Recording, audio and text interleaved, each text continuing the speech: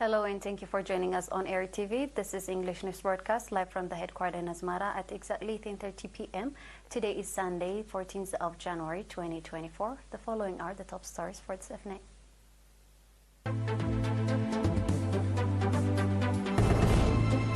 Workshop conducted focusing on rubella and measles vaccination campaigns.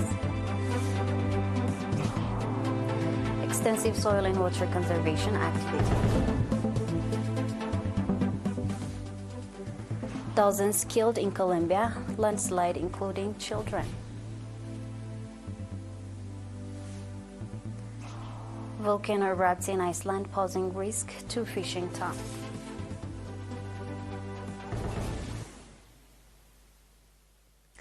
The Ministry of Health conducted a workshop on January 12th and 13th in Asmara to launch a measles and rubella vaccination campaign and vitamin A supplementation program.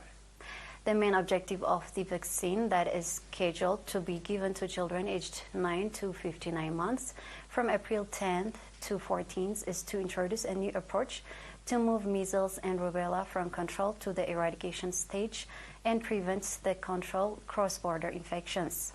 In the workshop that was attended by heads of regional health branches, conveners of vaccination program, awareness and information bodies, and representatives of relevant UN agencies, the activities and results of the cervical cancer vaccination campaign, the measles epidemic, and the importance of developing an action plan to the measles and rubella vaccination campaigns, awareness raising and preparation of campaign materials, post-vaccination monitoring of adverse effects, and vitamin A supplementation programs were discussed.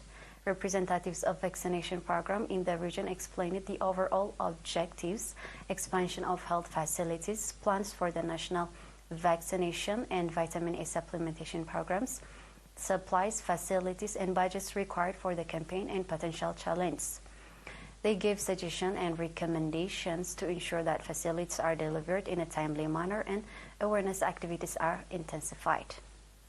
Head of the National Immunization Program at the Ministry of Health, Mr. Tedros Adhanom, told the Eritrean news agency ERI that the national implementation of vaccination programs has been successful and more than 487,000 children aged 6 months to under 5 years will be vaccinated against measles and rubella. And more than 500,000 children are planned to be given vitamin A supplementation during the national campaign that will start in April. Mr. Tedros also urged for adequate participation of human resources and to ensure increased access by reducing waste.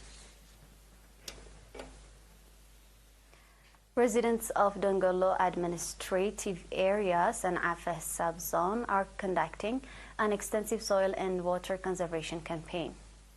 Mr. Mohammed Ahmed Saleh, administrator of the administration area, indicated that the popular campaign being carried out by the residents of the village of Marot, Moko, Asad, Lalaye, Yansit, and Dabra includes the construction of terraces and water diversion schemes.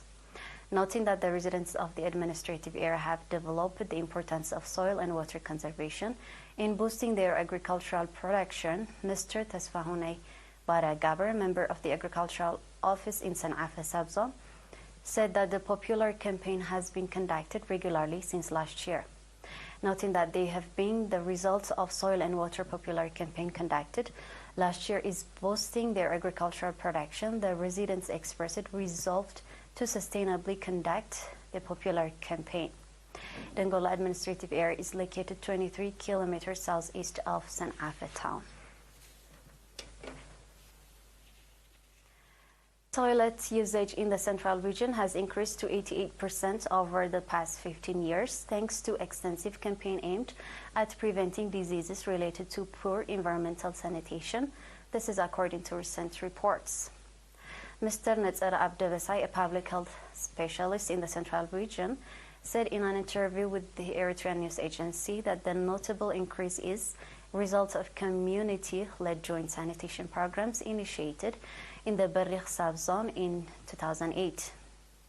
At the program's inception, toilet utilization was below 10%. It has since been a 9-fold increase. Mr. Debesai highlighted that 94 villages have embraced communal sanitation programs, subsequently declaring themselves free from open defecations. To ensure sustained use and to maintain these achievements, rigorous monitoring and public awareness campaigns are underway. Elaborating on the program's scope, Mr. Debesai noted that over 26,000 toilets have been constructed, 38 villages in the Galanafi subzone, 22 in the Barikh subzone, 28 in the Serja subzone, and 6 villages in the Akhria subzone are beneficiaries of these efforts. In conclusion, Mr. Debesai called upon all stakeholders to collaboratively contribute to the program's success, emphasizing the pivotal role of community-led sanitation in safeguarding public health. We are live on ERi-TV. Please stay tuned for international news.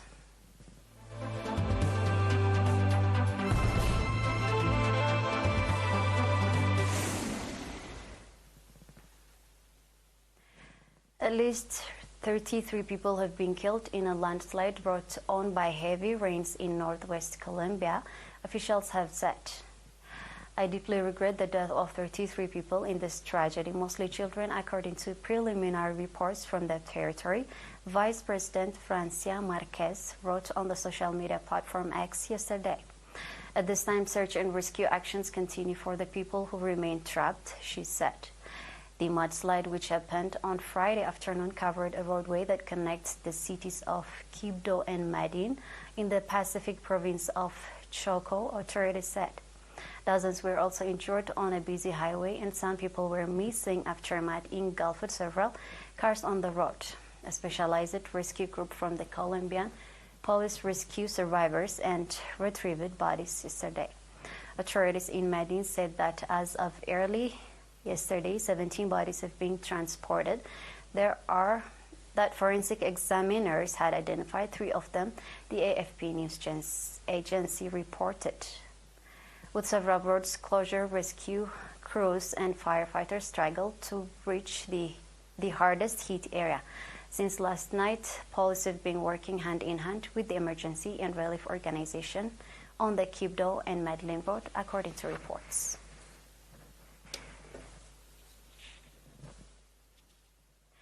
A volcano erupted in southwest Iceland today, posing an immediate threat to a nearby small fishing town, although it had been evacuated earlier and no people were in danger, according to authorities. Live video showed fountains of molten rocks and smoke spewing from fissures in the ground across a wide area very close to the town of Grindavik. No lives are in danger, although infrastructure may be under threat, Iceland's President Gudni Johnssons said on social media site X, adding there had been no interruption to flights. The eruption began early today north of the town, which just hours before had been evacuated for the second time since November over fears that an outbreak was imminent amid a swarm of seismic activities, according to authorities. Authorities built barriers of earth and rock in recent weeks to try to prevent lava from reaching Grindavik, some 50 kilometers southwest of the capital, but the latest eruption appeared to have penetrated the town's defense. Now we have a quick recap of the top stars.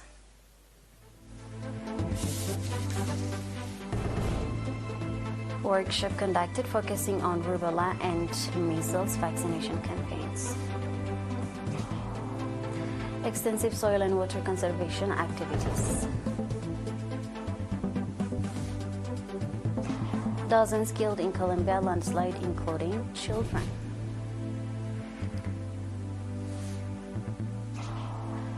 Volcano erupts in Iceland, posing risk to fishing towns.